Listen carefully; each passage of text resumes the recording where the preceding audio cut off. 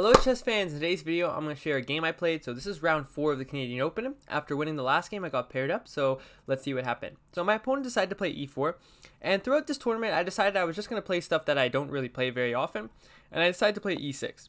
And now it's sort of a lie to say I don't play this very often. I play this actually very often online, but I have never played e6 over the board. So after d4 I decided to play d5, and after bishop d3, which was the first surprise of the game. So I wasn't actually very surprised by this. My opponent had a lot of games in the database with this. I noticed that my opponent was a big fan of the Tarrasch, this, and the Schlechter, and I pretty much knew that they wouldn't play knight c3. And knight c3 was sort of the thing during the tournament that I had the least amount of preparation against. Now I've prepared against it a little bit more, but seeing that my opponent would only play these less critical lines, I was sort of more confident about going into the French. So after bishop d3 here, I decide to take, which is definitely the best move. You can also go c5, but after e takes, that would transpose to an exchange French. Though I think that they also might have some other options. No, they don't really. So they just have to go to exchange French. So here he took, I went for knight f6, and here he went for this move, bishop f3. So bishop f3 is sort of the main idea, is that they're going to have a lot of pressure on this pawn. Sometimes, I'm trying to remember, sometimes there's even these tactics. Yeah, like there's a tactic after queen e2 where you can take, and go here. Some tactics like that sometimes. But yeah, this bishop's just really annoying on this diagonal, and sometimes it's hard to develop. Now the main line continues here with like c5, knight e2, knight c3, bishop e3. Basically something like this, and then you take the bishop at some point. And while you could go for this, well, you don't want to take immediately because then he gets his queen out. So you can just wait a little bit, wait for them to waste the move, and then take here. Now while I could go for this, my opponent probably has a lot of prep here, and I thought that it wasn't really a good idea. So I decided to go for a very big sideline. Now here, actually, there's another sideline that I play online, which is here, bishop d6, castles, and now e5. Excuse me. And I sort of wanted to play this again, but I wanted to do it in maybe a better order. Because sometimes now they can go knight g3 here, and your knight doesn't want to commit to d6 so early. But the bishop is kind of always committing to d6. And yeah, sometimes the knight wants to go to c6. So my idea was, after knight e2, in some positions, after castles, my opponent castles, here maybe I could go for knight c3, knight c6. But during the game, I couldn't really remember my lines. So I just started calculating already from this move.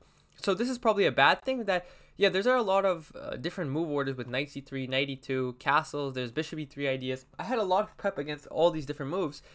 And I just couldn't remember what to do in this specific move order, so here I decided to play what was quite good against this move, knight c3, castles, and like bishop e3.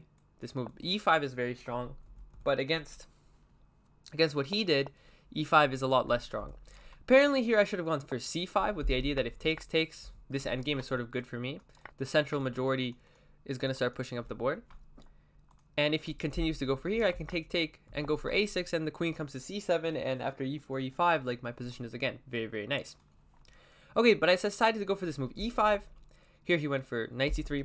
Probably here he should just go for this endgame, but, you know, I mean, not rook d1, knight c3. But it's understandable why he didn't do this, considering I'm a slightly lower rated player. He probably wants to keep some more dynamics on the board. So he went knight c3. I went knight d7, and now we've transposed to what I've played many times in Blitz. And so now I was able to play quickly again. My opponent played knight g3. Here I took. Knight e5. These are pretty much only moves. Like, I don't think there's really anything else you can do as black without risking knight f5. So takes, knight e5, bishop e2. And here I took maybe the longest think of the game, because it's really difficult to find a move here. Now take a few seconds to see if you can find the move, because, okay, your most natural instinct is probably you want to develop the bishop somewhere. Like, let's say bishop e6. If you go bishop e6, then he's going to go bishop g5 followed by something here. And you can't even go bishop e7 because your knight's hanging. Like, bishop can't move because the knight's hanging. So bishop g5 is maybe a threat. So then you might think, okay, let's go h6. And h6 is actually, because of that reason, maybe one of the best moves. Problem with h6 is that rook d1 comes. And then knight e4 still comes, and you still can't move your bishop. So there's two threats. There's both bishop g5 and rook d1 as a threat. So how do you how do you parry both of the threats? And my idea that I came up with was this move c6. Now if bishop g5, I can go bishop c7. If he trades queens, I can take with the bishop, and I'm protected against both threats. And if rook d1, then I can also go bishop c7. Okay, so that was the move I ended up playing. Now, if you took some more time, you might have realized c5 is actually the best move. Now, queen h4 looking to get more pressure. Now here I have knight g6. And I didn't even consider c5 actually. The only move I was considering was knight c6, which I was scared after queen h4 that now he's turning here, so I have to go h6. But now rook d1 comes. And again, I have this problem with a knight coming to e4. So, well, this is also not that bad. I'm curious, what do I have here? Here I have queen e7, and I'm not doing so badly. For example, here, takes. Apparently, I'm not losing, but it's very, very difficult with these open files. So knight c6 might have also been better than the move I played, but c6 is what I chose, but it gives him this option, bishop f4. And now take a few seconds to see if you can find where to put the queen.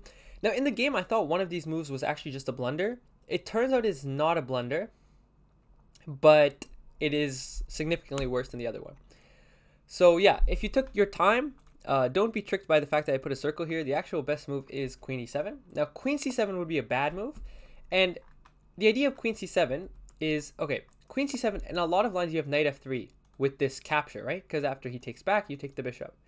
But here, I'd actually seen that here white has a ridiculous move. They have this move king h1. Now, at first you might think, oh, rook d1, but then knight f3, right? And we win the bishop. And then black's just fine there. So yeah, after king h1, I think I was just losing. I really could not see a move here for the life of me. For example, if I go rook d8, he can just go rook d1, and now he's starting here because there's this pin. And, well, wait, do I have bishop e6? Wait, hold up. Oh no, sorry, then he has here. And again, I'm in huge trouble. I can't move the bishop or else I lose a knight. So, yeah, I saw I was just completely losing to seemingly harmless move like king h1. Now, apparently, actually, after queen c7, king h1, I'm actually not losing because I have this move queen e7. And I've made him commit to king h1. So it might not be, like, I didn't think of queen e7 after that. Because now, if rook d1, you have bishop c7, which was my original idea. So it's possible that this was better provoking king h1, but the engine says this is slightly worse, like plus 0.1 worse. So instead I went king h1 right away. Leaving this here also gives me some tactics in case the f-pawn ever moves. Which we're going to see is not that important in the game, but somewhat important for the tactics. So he goes rook fe1, which is the best move. Here we went queen not queen c7, bishop c7, preparing rook d8 and rook e8. And here my opponent played a move that really surprised me. Here, I mean, obviously I was expecting him bringing the other rook to the center, in which case I was going to rook d8 here and rook e8. And the idea is that there's no longer a pin here because the queen came in front. And if he plays a move like bishop f1, then I can go like here. I can go like bishop g4, and if he goes f3, I can win the queen. So lots of tactics here. And if I move like here, then I can finally get out of the pin, because now he can't take, because I would take with the rook. So that's sort of the idea of going rook d8 and then rook e8. But instead he went h3, which I thought was a good move, because it sort of never allows any knight g4, never allows any bishop g4, and now my pieces are kind of sad. So I decided to go for knight g6. It's possible here I could have just waited with here, and then queen f8. That might have been slightly better. But I went knight g6, forcing the issue. Here, bishop b6. This is a little bit of a small finesse. I could go for this move, queen d8. Wait, can I go queen d8? Takes, yeah, here, and rook e8. But we're going to see how after bishop b6, my opponent goes queen d6, takes, and now rook e8. And now I just have a tempo up because my bishop's already on b6. And I think I can't entirely remember the conversation we had, but I think my opponent said that they either underestimated this idea or maybe missed this bishop b6 idea. Like they were just only thinking about queen d8. Okay, but rook e8. Okay, now rook d1. And now h6, because, okay, I just have to create a breathing square. Also, I prevent him from going to g5 in any position, and it's sort of difficult to improve. Like, if I go a move like bishop d7, there's always worries that my bishop could hang on d7. That being said, bishop d7 is not a bad move. Like, knight e4 or something could be problematic. But h6. And here my opponent played what I thought in the game was a bad move, and it turned out was correct. It pretty much gives up all his advantage, but, okay, he ended up getting the advantage back for some reason. Okay, so here he played the move b4, which the idea was, I think, to prevent bishop a5, but also to take more control of the c5 square. In the game, I was most afraid of knight a4. The idea now, if bishop a5, he can go b4. I think my opponent might have been worried about b5. I'm not sure, but after takes here, I think he's just winning after knight c5. Excuse me. So Here after b4, I'd have to go back bishop d8, and then, you know, he gets a tempo up on that position. So I wouldn't go bishop a5, I would probably go bishop d8, and then knight c5, you can go without committing b4. Now this is what I was worried about. Apparently this is not that good for white, which is surprising to me. Maybe white should go knight e4, and then try to get to the c5 square on this other side. And the idea of getting to c5 square is that it ties down the bishop, and yeah, my position is kind of bad. So yeah, I definitely thought b4 was a bad move. And here I decided to go for bishop d7, which is maybe a good move. And now knight a4 comes, but now I do not have to move my bishop. And that's maybe a little bit of a difference. Without this b4 move, I think I do have to move this bishop, because he might win the bishop immediately, a4 ideas. But actually, yeah, I guess I'm just less likely to move this bishop, because now I have this b5 idea, and I fix this b4 weakness. Takes, knight takes. Yeah, I think rook e8 was also a bad move. Here I could have actually trapped the bishop with this. And I ended up thinking I did trap the bishop, but the bishop actually has the b8 square. And by the way, I did in the game. And now here the bishop, I'm not sure, what does he actually do here? Oh, he goes knight e4, and then bishop f5, yeah. And then the bishop is still trapped. Now he can go like knight c5, or sorry, knight c5, and then I can go takes, bishop takes, rook takes. Actually, this is not so clear. Here b6. Knight d6 is the only move, because if he moves it back, then there's a fork. Wow, okay. So knight d6, takes, bishop takes, and then takes c2. And I'm up a pawn, but he has the bishop pair. So, yeah, I mean, that was pretty difficult line to see. Knight e8 is not sort of a move that I was immediately wanting to play. So I went rook e8, trading rooks. And yeah, this is the difference. Also, yeah, here he took. Maybe here he should go bishop b8 first, because my bishop is not going anywhere. But here he took. And I think both of us actually missed this, is that I can actually take here. Both of us thought that after knight takes d7, if you didn't see that, if he takes on d7, then I take here, it's obviously equal. But after bishop takes, I thought he was just winning a pawn, but here apparently I have king c6, knight c5 here. Now, I saw this position in the game, but I thought knight h5, I'm losing this pawn, the like end of line, right? Because, okay, if I go knight e8, I lose this pawn. If I go knight f5, I lose this pawn, so thought there's no way to defend this pawn. And that's right, but I think this is where maybe my evaluation was wrong. Because now here I have king c4, and if he takes, I can take here. And if here, then I go here and I win this pawn, and my passed pawns are quicker than yours because my king's there to support them. So yeah, I really underestimated the activity of the king. I'm not entirely sure if my opponent was going to take on d7 or take on f7. I assume they were probably thinking about taking on f7, but then if they got to this position, I assume they probably would have calculated it correctly and calculated that it's not as good. But maybe they would have still taken it, I have no idea. Apparently black's slightly better there in that position, but yeah, I didn't see that during the game at all. So here I decided to just take bishop b8. Now I went king f8, bring my king into the game, bishop d3, knight e7, and yeah, my idea with knight e7 is not to sort of get away from this. My idea with knight e7 is that I don't have another good move. If I go here, he can go knight f5. And then I just have nowhere to go. So probably I would have to take. So I go knight e7 to prevent knight e5, and also to I have ideas of here and bring the knight to d6. So here we saw c4, bishop e6, knight f1. This was, yeah, a strange move. I thought maybe he'd bring his king in or go knight e4. But knight f1 I think was a pretty creative move by my opponent. Knight c8. And I think it's important to mention that here we're both down to like a minute. So we have no time. I'm clearly slightly worse here, so I'm just hoping I can draw this position. But actually, we're going to see in the game I got a lot of chances. So my opponent went bishop e5, I went knight d6, knight e3, and yeah, after knight e3, I was actually very confident after this move b5. When I play this move b5, I thought my position is very nice. If I don't go b5, like for example, if I hesitate a little bit, I think that he can go, not a3, he can go a4 to stop me from going b5. So I think now I have to go b5 or I never have another chance. Takes, and now I went c takes, which I think is a very good move because now I can have an outpost on c4, and also his a3 pawn is a little bit backwards. Here I went king e7, and yeah, at this point I started playing like well above my level. I think I started playing the endgame very, very well, and I think that's mainly because I had recently done a lot of studying on the endgame and a lot of things on calculation. So from the opening point of the game, I don't think I played the opening very well, but at this point I started playing very well. So here, king e7 I think is a very, very nice move because, okay, I want to play this move knight c4, but after takes, you can go for this move bishop e4. And if I take this way, he can also go for bishop e4. So I want him not to be able to go for bishop e4. So then you would think, okay, so he can't go bishop e4, you want to go f5. No, I actually want to go king e7, because now his most natural move is what? King f1. But now I can go knight c4, because now he's pinned. And then here I thought that position is probably equal. Maybe I'm slightly better. It's possible because the bishop has no targets, but it's probably just a clean draw. And at this point, I was very happy with the draw because, you know, my opponent had the bishop pair. I was slightly worse the whole game. So instead, my opponent goes bishop c3. And yeah, actually here's the start of my downfall, I think. Not because I made a mistake here, but I think it was the start of my attitude. At this point, I started getting very overconfident pretty much. I thought that, okay, now I maybe have chances actually to win. Because as much as it looks bad for black, because I have doubled pawns, they have the bishop pair, like their bishop pair is bad, and my double pawns is creating a weakness. So I was getting very overconfident here, I think. So I went for g6, just fixing my pawn on a light square so it can be defended. g4. Now I went for knight c4.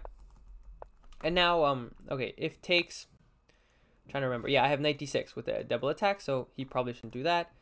And maybe here I even actually just take with the pawn.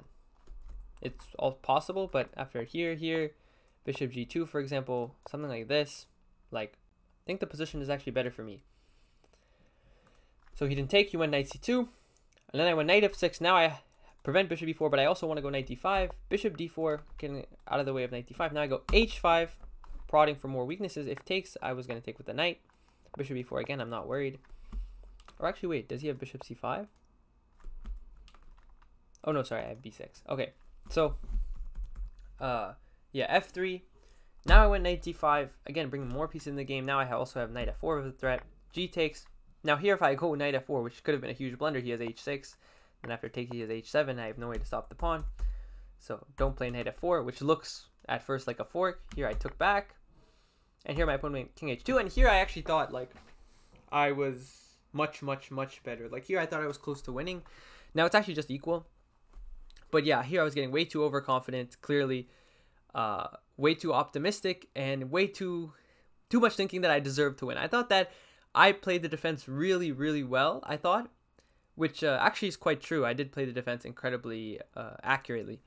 But I think that I just needed to keep objective and realize, okay, he's still, like, while I do have a lot of positional triumphs now, his king is worse than mine, my pawns are nice, my knights have very nice outposts, he still does have the bishop pair, and it is still equal material. So maybe here I should still not be the most overconfident. So here I went bishop f5, bishop c5, here I went king d7. Apparently here I should go king f6. I was worried about this because of knight d4, but after here, the engine says I'm supposed to go for this position where, okay, I'm slightly better. And I pretty much have no losing chances. Yeah, pretty much have no losing chances. But I mean, what I went for in the game also has no losing chances. King d7. And yeah, here he played knight d4, which I thought was what's going to happen. Here, apparently, king g3 was better. And I'm not going to go too into this line. Yeah, he can't go bishop e3 because of knight g2. So this is just a draw.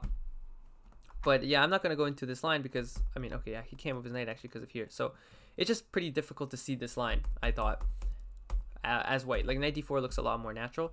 So now bishop d3, takes. And my idea was that on knight takes b5, I can go takes, and king c6. And here I thought that the game was probably just going to peter out after knight d6, takes, something like this.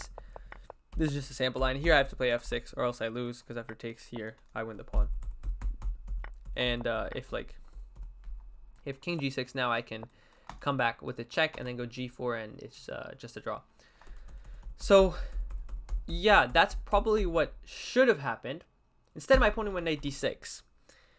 And take a few seconds to see if you can find the winning move for black. So I already told you it's winning. Maybe I should have probably not told you that. But yeah, here black has a winning plan, and it's actually a plan that I had seen before. Actually, thanks to the endgame book, they had a very similar idea to this. When the king and pawns are like this, there's a very similar idea. And it's using the fact that, pause the video before I give the answer, captures is not forced. Here you have the easy winning move, takes, c takes, and you might have thought king takes, then king g3, but h4. And black is completely winning. After king g2, takes, king f2, here, king e5, here you have a nice move, b5, and black is actually just in zigzag. After a move like f4, do not play king f5. I probably should have made this a puzzle too. King f5 would actually draw the game after king here. because then he can go king e3. But here king d5 is completely winning because after here we have opposition. So it's actually a pretty easy win. And in fact, I started calculating. Knight takes a3. I thought takes here. Sorry. Yeah, I was calculating knight takes a3, king g3, knight b5 was my idea. Takes, king h4, knight d6. Because now if he takes, then I can run my passer. But then he has knight e5. Started calculating these, and I'm like, okay, it's not extremely clear. It's not clear. Wait. Then I realized knight takes d6, c takes d6, and h4. I saw the idea. And here I maybe had the greatest blunder of my life. So here I'm -9. And I played h4. And yeah, my opponent at this moment gave me a pretty strange look. He was just like, and then he just immediately took the knight, and I was like, oh wow. And it's been very unfortunate because here I had like 6-7 minutes. I spent like 2 minutes or something. I saw the winning idea and I just got way too excited. And yeah, I got way too excited and ended up playing the wrong move order. Yeah, I ended up seeing like I'm just completely winning after this. And it's very unfortunate because I think that this is a difficult enough idea that I think it's sort of difficult to find over the board, especially when you have not a lot of time, like 6-7 minutes. But I saw the idea and just, yeah, got a little bit too overconfident. And my opponent, like, you know, obviously after game, they were like, yeah, I saw this idea. I'm 99% sure I'm losing. And yeah, they are just completely lost. I would still have to find some more accurate moves, but the rest of it from there is pretty easy. So yeah, another game where I, in fact, did lose. But okay, you know what? It's sometimes that's the way chess goes. You just hang a piece in one move after playing a very nice game. So yeah, this game was pretty demoralizing. After the game, this was a 1-round day. After the game, I was incredibly upset, obviously. I had a hard time sleeping that night because I kept thinking about, like, you know, I could have beat this 2300. I could have had a very good chance at a norm. I was completely winning. But okay, at the end of the day, like, you know, these things happen. I've had bigger blunders than this. Obviously, I think actually no, I don't think I've had a bigger blunder than this. Actually, yeah, the last game I had a bigger blunder blundering a mate in 4, but okay, this is the first time that blunder was actually seen. So yeah, you just have to continue playing chess. Like, these sort of things happens. Once you get tired in a game, you can lose focus for 1 second, and that's all it takes. And yeah, so I had gotten lucky in the last game. My opponent didn't see it. This game, you know, I blundered a knight. Maybe the luck evens out.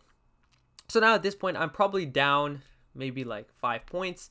So I'm a little bit disappointed. I'm hoping to fix my tournament, but as we can see in the next few games, I actually ended up getting pretty lucky in one of the games. So I think that it maybe evened out. Actually, though, in the last game, I got really unlucky.